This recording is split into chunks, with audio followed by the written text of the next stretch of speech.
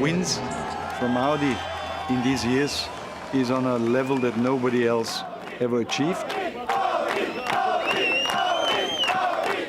And we always tried to continue to improve, and we always found a way to improve. In 2011, improvement came in the form of a new car, the Audi R18 TDI. Regulation changes by the ACO made downsizing their engine necessary. We had to cut down from a 5.5-litre V10 to a 3.7 V6. Uli Beretsky, our engine guru, he came up with the best overall concept, not just for the engine, but for the whole car. We make smaller engines, but we make not weaker engines. We just make engines which are more efficient, so they use the fuel better than the others did. But for a driver, they have no lack in performance. To complement the smaller engine, the design team built a more balanced race car using Audi ultra-lightweight technology. We needed a highly efficient car from aerodynamics to run fast on the straights and have even enough downforce in the corners. So the R18 is, after many years, the first closed car that we have developed for the 24-hour race. It's nice to sit in terms of the buffeting, means that the head is more or less still. The air goes over you, and in that sense you feel a good sensation inside the car. It definitely feels better to have a roof protecting your head. We always try to be on the highest level of safety with our race cars possible. And when we took the decision to make a closed car, we have seen a chance to do a very special, strong monocoque out of one shell and not out of two shells, bonded together like all the others. The unique one-piece design yielded a stronger yet lighter survival cell, one that will shelter drivers in case of an accident. The Audi engineers made the R18 safe, and if you ask the drivers, even slightly stylish. To be in that car, you know, when you see pictures sometime and you see, wow, I am the guy who's driving that car, that's cool. Audi will field 3 nearly identical R18s for the 2011 race. 3 cars means 3 teams of drivers. The race's defending champions will pilot car number 1. Timo Bernhard, Romain Dumas, and Mike Rockenfeller. Before his win in 2010, Rockenfeller's history with the track was, well, rocky. Devastation for the Audi team. Young Mike Rockenfeller has crashed the R10 heavily. It took 3 years for Rocky to finally earn redemption. When you stand on that podium, it's hard to describe, and yeah, I hope I will have it again. It's a feeling that the drivers of the number 3 car are familiar with. They are practically a Le Mans all-star team. Dindo Capello, Tom Christensen, and Alan McNeish have 13 wins among them. Capello has been with Audi Sport since its first Le Mans. His extensive resume boasts 3 victories. McNeish, lightning quick and relentless, has won the race twice. Christensen has won the race 8 times, earning him the nickname Mr. Le Mans. 7 victories, a record 7 now becomes 8.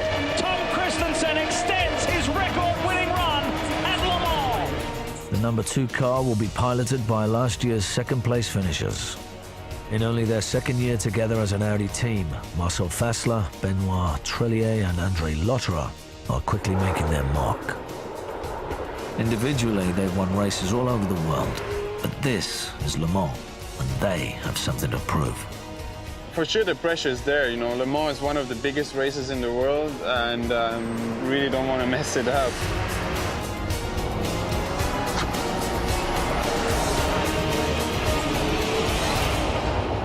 The drivers aren't the only ones in the crucible. An army of engineers and mechanics must be perfect in its own right. In addition to the drivers, of course, look at the team behind each car. With the 3 car, with McNish, Dindo and Tom, you've got Howden. He has got all of the experience. And, of course, he's won the race before. The 2 other lead engineers, they are not as experienced. in terms of leading a team? I started with Audi in 2007 as an assistant engineer to Howden Haynes.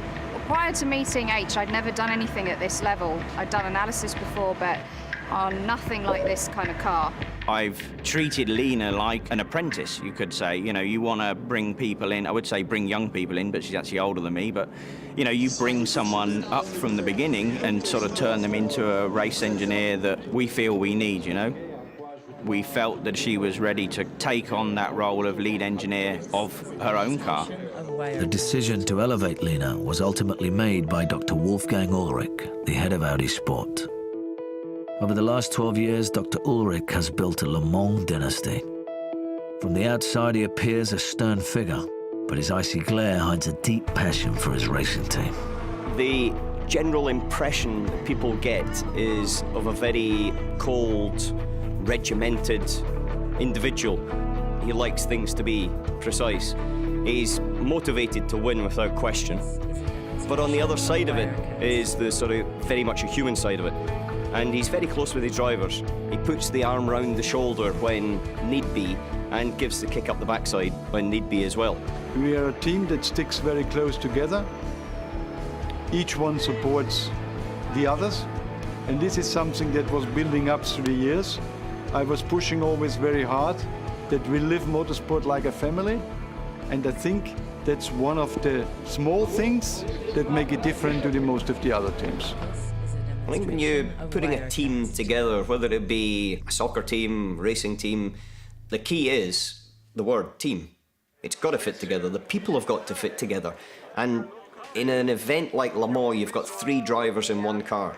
There is a knack there that Dr. Ulrich has. He can see something in the personalities of people more than necessarily the driving characteristics that he thinks, Alan will fit really well with Tom. But those two probably need a dindo just to balance it all out. And now, over the 3 cars, we've got probably the strongest driving combinations we've ever had. And the 3 cars work together, not just individually, but they actually work together for the greater good. But we do know that only one car can win, and we always want to be that one car to win. For any of Audi's 3 cars to win at Le Mans, they will have to best an equal number of Peugeots. The French marque also has a new car, the 908, with a V8 diesel engine. Audi and Peugeot, for the first time in their rivalry, entered the 2011 season on equal footing. But only one of them was ready for the season's first race. Peugeot tested that car at Sebring over 12 hours. The R18 wasn't ready for that test, and Peugeot came away from that bruised and battered, but I would have thought with a slight Gallic smile on their lips because the car performed so well. The R18's debut at Spa was the first time that we saw real competition. Having seen what the new 908s could do at Sebring, it's critical that Audi get the R18 on the track under race conditions.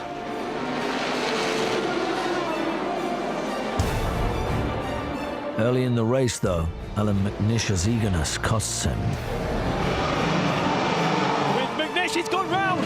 Oh, he's gone round already. Cold tyres, cold brakes, and now he's going to have to sit there and wait for the whole of the field to shoot past. The problems multiplied, and the R18's maiden voyage was a disappointing one for the Audi team.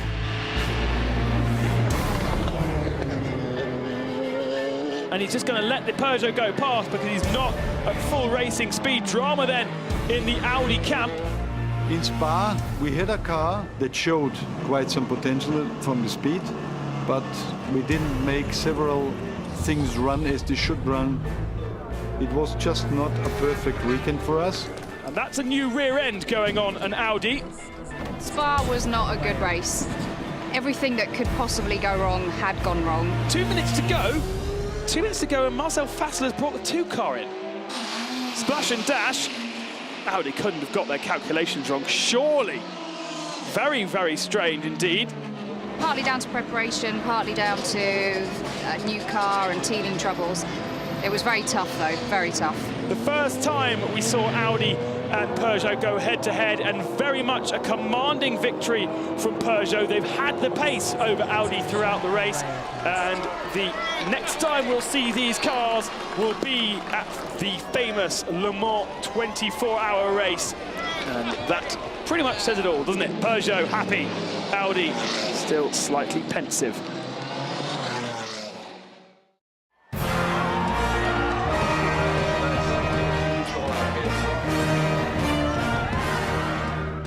Le Mans isn't just a race, it's a celebration of the sport. And at the Parade of Champions, the drivers are the featured guests.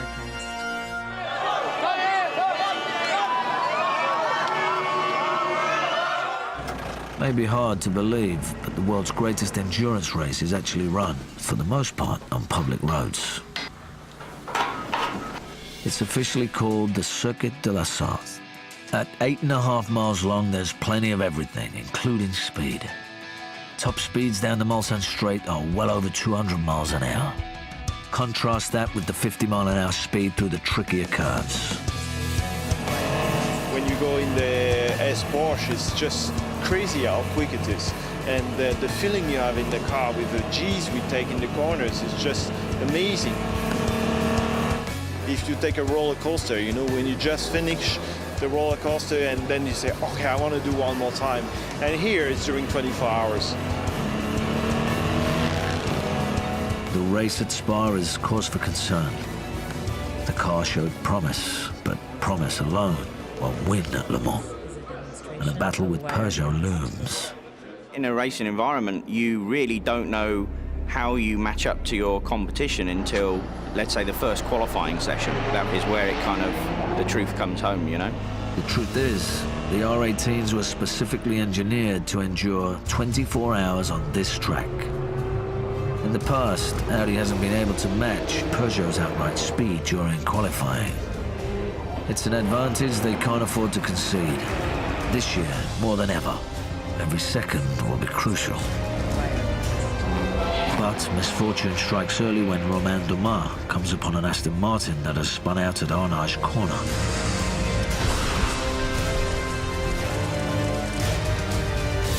An accident in qualifying is not unusual for Le Mans. Every driver wants to be the fastest. But a second shunt for Audi, this time with Tom Christensen behind the wheel, proves worrisome.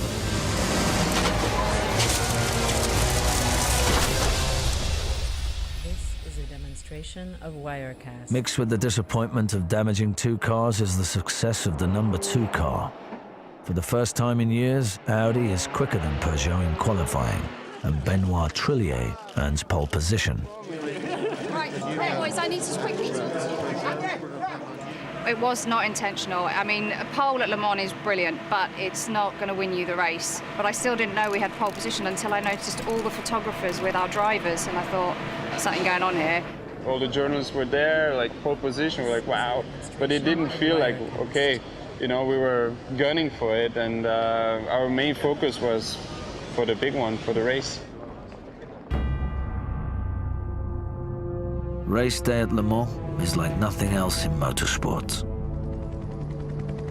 The field is a robust 56 cars. But there are only 2 teams, giants really, who can realistically eye the trophy. So we come to Le Mans with a feeling that maybe Peugeot have an advantage. No, Peugeot do have an advantage. They've raced the car more. And we've seen in the past, when Audi haven't been out there racing, sometimes their performance at Le Mans has suffered. I think last year we won because we made perfect race, no mistake, and that was for 24 hours. If it works the same way for 23 hours and 50 minutes, it's not enough, that's it. I think the most intense moment of the 24 hours of Le Mans for everyone around, for the fans, for the drivers, for the team, is the start. One course. Timo Bernhard will stop behind the wheel of the number 1 car, which is going for back-to-back victories. The always fast Alan McNish will take the green flag in the number 3 car. And the man who put his car on pole, Ben Trillier, will start in front in the number 2 Audi. I'd never started before in Le Mans, It's a long race. You have to be quiet in the car. And you know you're going to start for 24 hours and everybody want to lead at the beginning. So yeah, it was a bit of stress. The pressure's building up each day more and more and more until Saturday the flag drops and then we go racing. So it's a great feeling. Keep the engine revs up. Currently temperature is 50 degrees. Need to warm the engine up. Okay, crew, just do a last equipment check. Make sure everything's ready. Alan, mix one, or higher if you need it for the tyre. There's a reason why I nearly always start Alan in the car for the beginning of a race. You know, he's like a Scottish terrier biting at the ankles of, you know, the French. He kind of sets the tone for the rest of the race for not only us, but also to our opposition. And we know that they get rattled by Alan being in the car at that beginning. Prepare for start. Remember, no overtaking until you cross the line.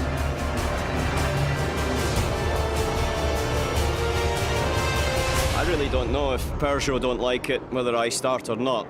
If they don't like it, it's their problem. This is a great formation start. Big blast of Peugeot diesel smoke from row number 3, and McNish gets a great start.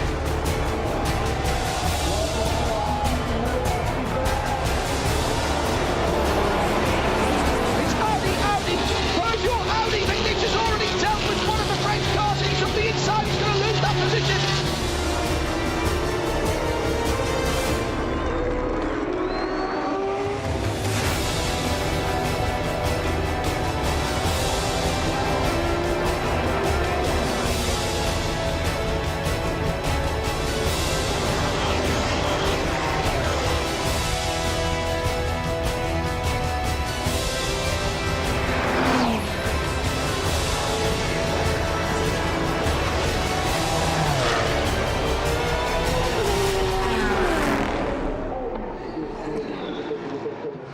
As you can see, there are cars already being lapped.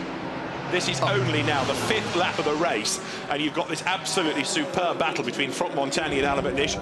They go past the Ferris wheel, they come into the Ford chicane, up over the timing line. Alan McNish looks quicker as he comes out of the chicane, but he's blocked by Franck Montagny as they come across the line, but McNish tries to squeeze up on the inside. Fantastic stuff, this. And I'm not sure that the clerk of the course might not want to have a word with Montagny about that. That's quite an ambitious block there.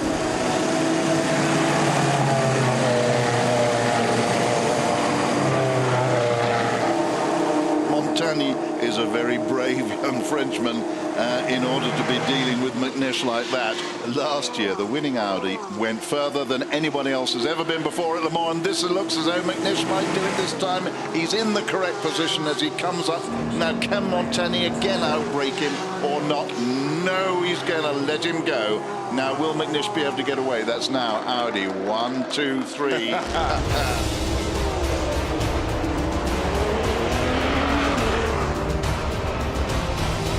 It's a brilliant start for Bernhard and Trullier. They are running 1-2 with the Scott McNish closing fast. Bloodlines are showing. Audi and Peugeot are the class of the field. This is a 24-hour sprint. These are new cars. We haven't seen them here before. This shows a massive degree of confidence from both of these teams, because they really can't afford to have any slip-ups, and they're driving so aggressively, all of them. So much for an endurance race. Neither the Audis nor the Peugeots are pacing themselves. New designs or no, they're flying through traffic, looking for an edge.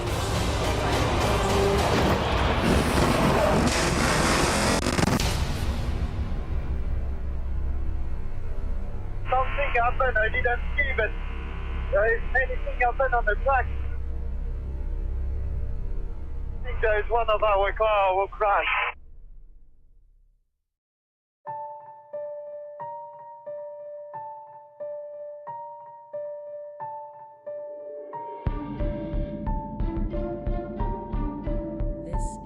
demonstration of wire. I was watching the data itself, and I saw that the car wasn't taking the trajectory that it should have done. And I looked up at that point in time and saw the crash actually happening. I think at that point it was doing its rollover over the tyre wall.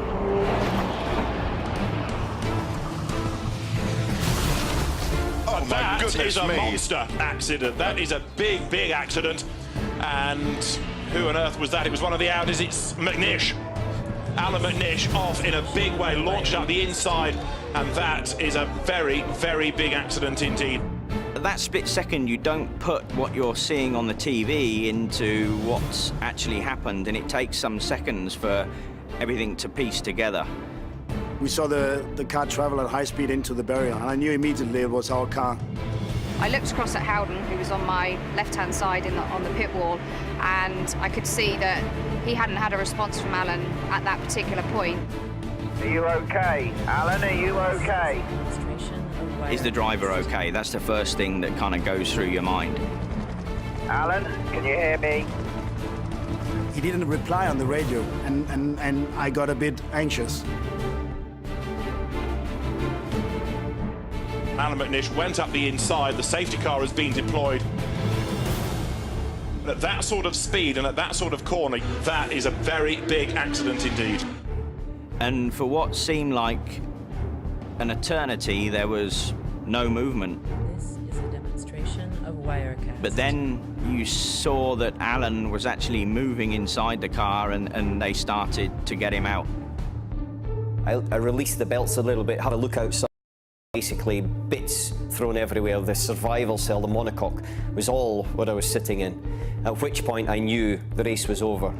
I knew that everything we had done, I'd just taken the lead of the race, was gone. There was 23 hours to go, and it was gone.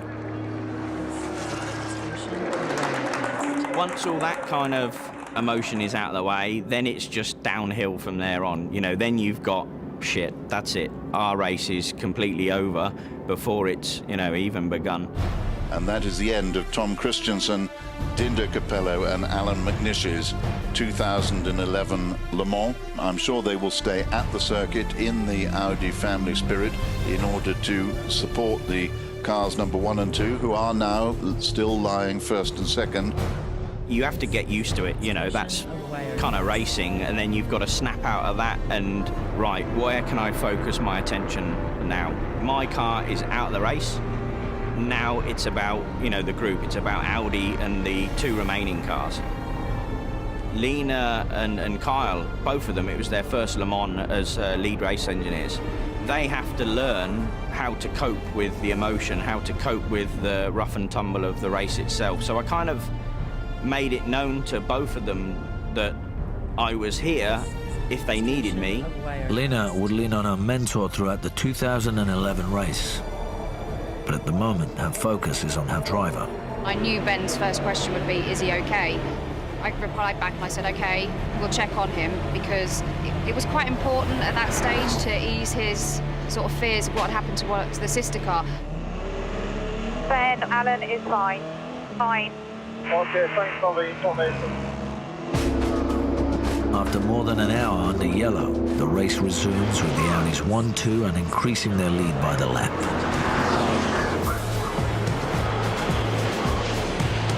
But the race won't be won solely on the track.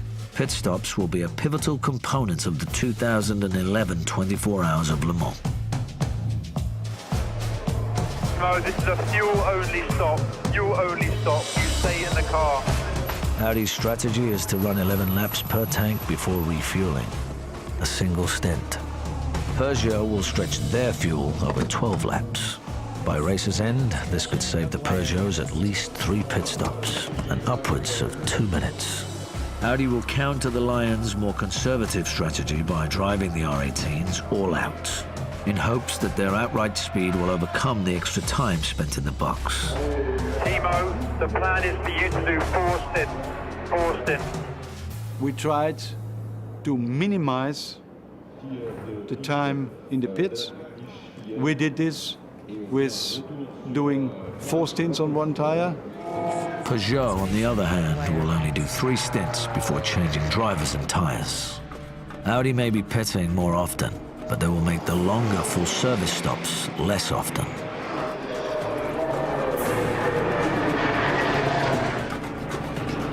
Whether Audi's strategy is better than their rivals remains to be seen. At the moment, however, a more pressing question has arisen. What's happening with the Audis? Timur went across the line 4 seconds ahead, and there's Ben Trelliway just dragged past him. So has Timur had a little incident there, or has he got a problem? Because he's lost 4 seconds. The car's pulling a little bit to the left. Kyle, the nose has popped out on the left-hand side.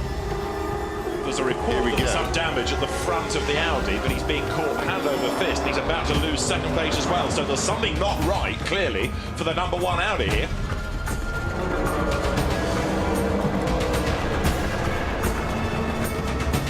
The unscheduled pit stop drops the number 1 Audi all the way down to 5th place.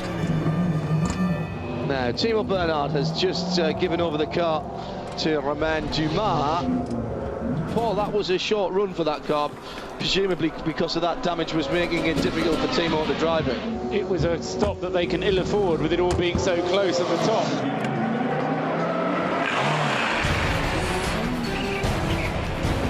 With the car sorted out, Romain Dumas goes on a 2-hour binge of speed.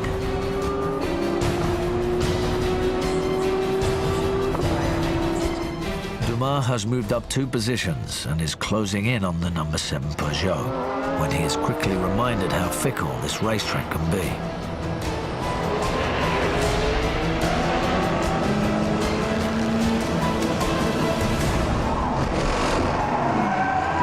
Oh, and the number 1 car is off the circuit.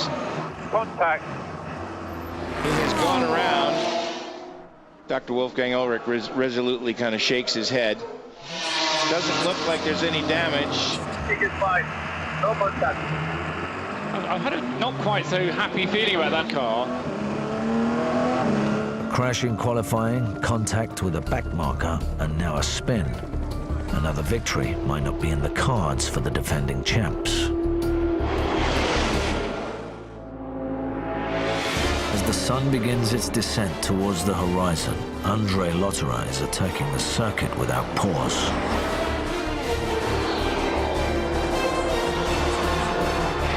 I'm enjoying watching André Lotterer going well. I mean, he's really charging hard. With Lotterer lapping well, Dumas comes in for a full service change. It's the number 1 car's 7th stop, 1 more than Peugeot, who pitted all 3 of their 908s 10 minutes earlier. That's another 11 laps done, 1 less than Peugeot is doing currently. And there's going to be a driver change as well, look there, because Mike Rockenfeller is going to be the next man aboard.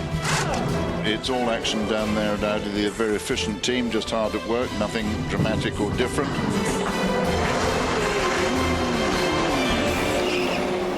Equipped with fresh tyres, Mike Rockenfeller focuses on tracking down the race leader.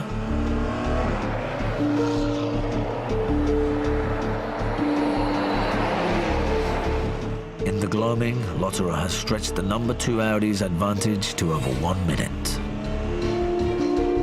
Where's the speed? Andre, pace is very good. Pace, very good. You've got Lotterer lapping in the 333s, Mike Rockenfeller's Audi in the 332s, but find a Peugeot and it's doing well to be 334 or 335, so they're losing round about 2 or 3 seconds a lap to cars they're chasing.